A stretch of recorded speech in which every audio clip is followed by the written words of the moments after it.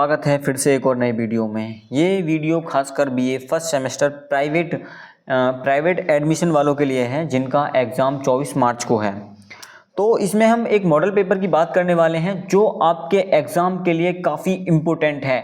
आप इस वीडियो को बिल्कुल भी मिस नहीं करिएगा ताकि आपके क्वेश्चन स्किप न हो पाए। यानी अगर आपने वीडियो मिस करी तो हो सकता है आपके क्वेश्चन मिस हो सकते हैं, क्योंकि हमने अभी तक जितनी वीडियो पढ़ाई हैं उनका जो क्वेश्चन है 90% आए हैं पेपर में। तो ज़्यादा देरी ना करते हुए वीडियो को करेंगे स्टार्ट। तो देखेंगे पहला क्वेश्चन क्या है, हाउ मेनी चिल्ड्रन डिड मुनि हैव। तो इसके आंसर में लिखेंगे Muni and his wife did not have any children, although they had been married for many years. They lived alone in their small village called Kritam. Their only companions were their two goats, which Muni took out every day for grazing near the highway. तो इसमें क्या है, मुनि और उसकी पत्नी का कोई बच्चा नहीं था। वे दोनों अपने छोटे से गांव कृतम में बिल्कुल अकेले रहते थे। उनके पास सिर्फ 2 बकरियां थीं जिन्हें मुनि रोज चराने के लिए हाईवे के पास ले जाता था। नेक्स्ट क्वेश्चन देखेंगे। नेक्स्ट क्वेश्चन आपका है, तो नेक्स्ट क्वेश्चन है आपका, who was the are K Narayan. Are K Narayan कौन है। तो इसके आंसर में आप लिखेंगे R K Narayan was a very famous Indian writer who wrote in English. He is best no for creating the imaginary town of Malgudi. His stories are very simple and show the daily life of common people in India. He won many awards for his great work. तो इसमें क्या है, are K Narayan कौन थे। तो are K Narayan Bharat के बहुत ही मशहूर, जो ये आर के नारायण थे भारत के बहुत ही मशहूर अंग्रेजी राइटर थे, यानी लेखक थे।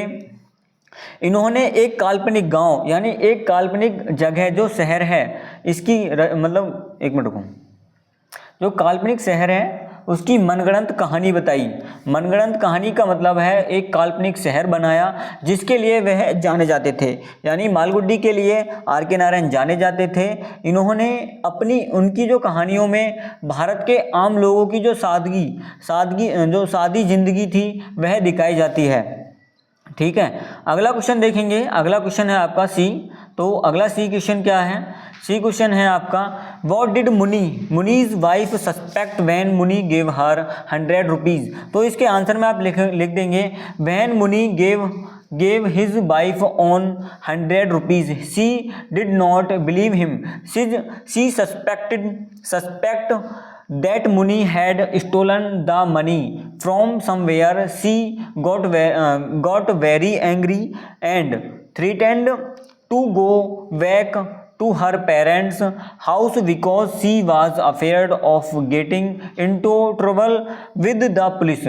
तो मतलब क्या है इसका मतलब है मुनि की पत्नी को यकीन ही नहीं हुआ कि उसके पति के पास 100 रुपये हैं, यानी उसके पति के पास इतने पैसे कहाँ से आए। ठीक है, उसे शक हुआ कि मुनि ने ये पैसे कहीं से चुराए हैं। वह डर गई कि कहीं पुलिस उन्हें पकड़ न ले जाए, इसलिए उसने गुस्से में अपने मायके जाने की धमकी दे डाली। अगला क्वेश्चन देखेंगे। नेक्स्ट क्वेश्चन आपका डी क्वेश्चन है, I am not a millionaire but a modest businessman. My trade is coffee. Who said it. तो इसका मतलब है मैं करोड़पति नहीं हूँ, बस एक छोटा व्यापारी हूँ। मेरा व्यापार कॉफी का है, यह किसने कहा। तो इसके आंसर में लिखेंगे these words were said by the American traveller the foreigner, यानी the foreigner in the story a horse and two goats. He was a tourist from New York who meet Muni near the highway. एक minute, near the highway. He said this to introduce himself, explaining that he worked in the coffee business and was not a very rich man. तो इसमें क्या है, इसमें है हाँ, तो इसका मतलब है यह कहानी में एक अमेरिकी यात्री विदेशी टूरिस्ट ने कही थी। वह अमेरिका के न्यूयॉर्क से आया था और मुनि को हाईवे पर मिला था। उसने अपना परिचय देते हुए मुनि को बताया कि वह कॉफ़ी का बिजनेस करता है और कोई बहुत अमीर आदमी नहीं। नेक्स्ट क्वेश्चन देखेंगे। नेक्स्ट क्वेश्चन है आपका, why did the shopkeeper refuse Muni any further credit. तो इसका आंसर देना होगा, the shopkeeper refuse to give Muni more credit because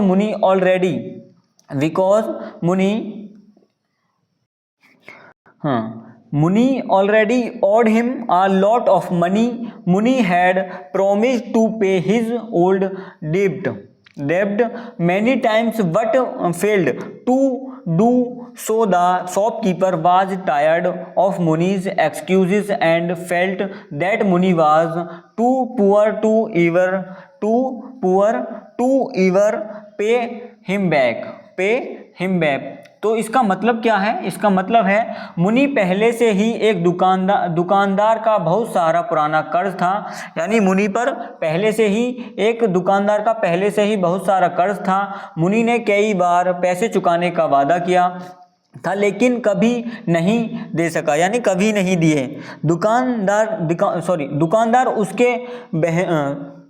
उसके बहानों से तंग आ चुका था और उसे लगता था कि मुनि इतना गरीब है कि वह कभी पैसे नहीं लौटा पाएगा।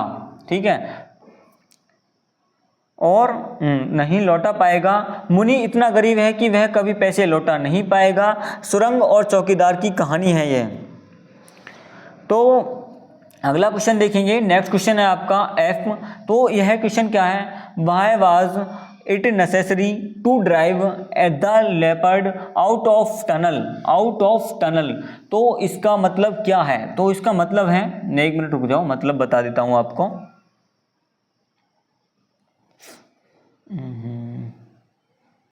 हाँ, तो इसका मतलब है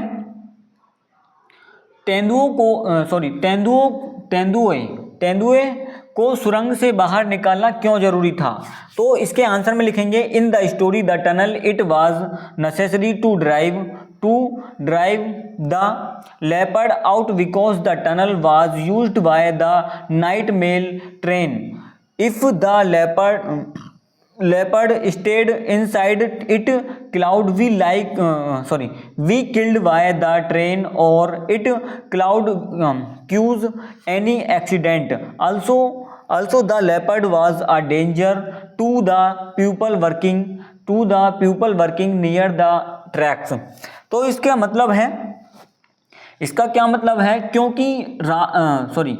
क्योंकि रात के समय उस रंग से मेल ट्रेन रात की गाड़ी गुजरती थी। अगर तेंदुआ अंदर ही रहता तो वह ट्रेन से कटकर मर सकता था। उसकी वजह से ट्रेन का एक्सीडेंट हो सकता था।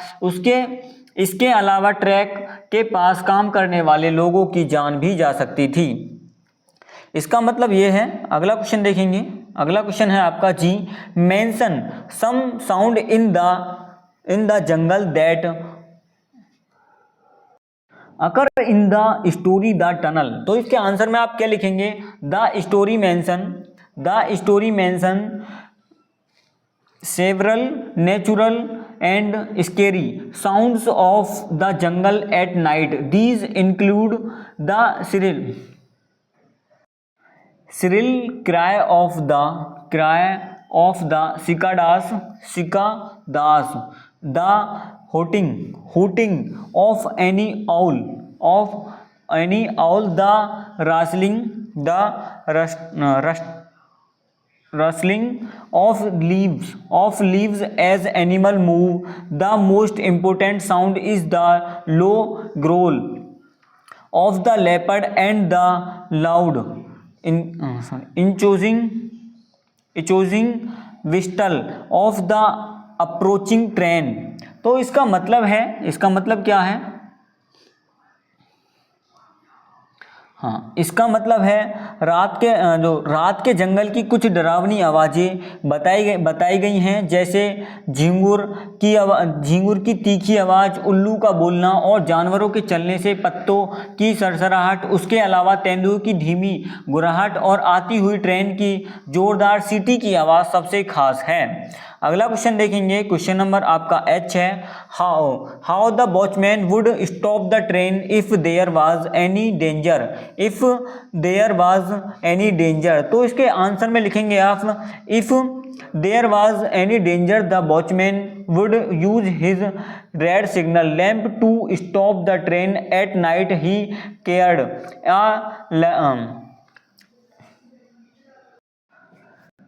लालटेन that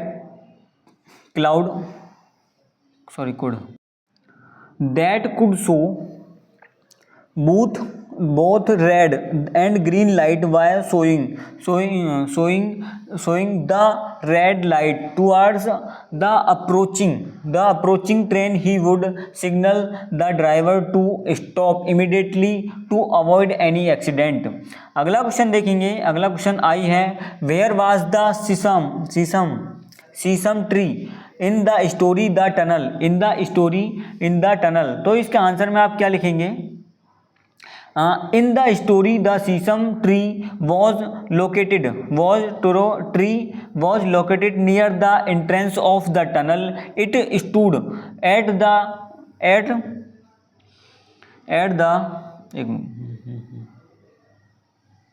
as of the heavy jungle. The tree is mentioned to describe the sitting of the lonely railway track where Baldev the watchman performed his duty every night. Next question देखेंगे, अगला question है आपका जे। वैसे इसके बारे में थोड़ा सा समझाते थे, कौन सा क्वेश्चन था, आई क्वेश्चन है, इसके बारे में एक मिनट हिंदी में बता देता हूँ। तो आई क्या है, शीशम का पेड़ सुरंग के एंट्री गेट यानी मुहाने के पास घने जंगल के किनारे पर था। यह पेड़ उस सुनसान और डरावनी जगह को दर्शाने के लिए बताया गया है जहाँ चौकीदार बलदेव रोज रात को अपनी ड्यूटी करता है। नेक्स्ट क्वेश्चन देखेंगे, what was the watchman's duty at night. तो इसके आंसर में लिखेंगे आप, The watchman's duty was to keep the railway tunnel clear for the night mail train. He had to check if there were any obstructions like fallen rocks or wild animal inside the tunnel. He also had to ensure that the signal lamp was burning bright so that train driver could see the track clearly. तो दोस्तों मैं आपसे माफ़ी चाहूँगा, माफ़ी इसलिए है कि आपके अभी शॉर्ट क्वेश्चन हुए हैं, वेरी शॉर्ट क्वेश्चन हुए हैं, इसके बाद शॉर्ट क्वेश्चन रह गए हैं आपके, और लॉन्ग क्वेश्चन आपको कुछ देर बाद में कराऊँगा। क्योंकि अभी मैं आपको बता दूँ, मैं जॉब करता हूँ, तो थोड़ा नीचे मेरे को जॉब से रिगार्डिंग काम आ गया है, तो उसको मैं ख़त्म करके इसका पार्ट 2 डाल दूँगा। इसको देखने के बाद आप उसको देख लेना, ये शॉर्ट क्वेश्चन का हो गया, लॉन्ग क्वेश्चन वाली क्लास में डाल दूंगा, इसके बाद रिकॉर्ड करूंगा नीचे का काम कंप्लीट करके, इसके बाद मैं उसको डाल दूंगा। तो आप वो वाली वीडियो देख लेना, आपका काफ़ी अच्छी तैयारी हो जाएगी, और 1-2 मॉडल पेपर और डाल देंगे जिससे आपको क्वेश्चनों का पता लग जाए कि आपके एग्ज़ाम में कैसे क्वेश्चन पूछे जाएंगे। तो मिलते हैं नेक्स्ट वीडियो में, तब तक के लिए सेफ रहिए, स्वस्थ रहिए और तैयारी करते रहिए। धन्यवाद। जय हिंद, जय भारत।